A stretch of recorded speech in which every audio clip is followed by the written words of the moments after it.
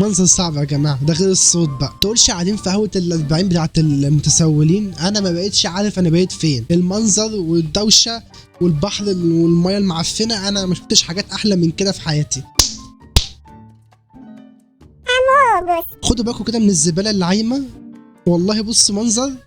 ولو فكرت تنزل دماغك وتطلعها هتلاقي حاجه على وشك، على مناخيرك، حاجه دخلت في بقك، كلها زباله.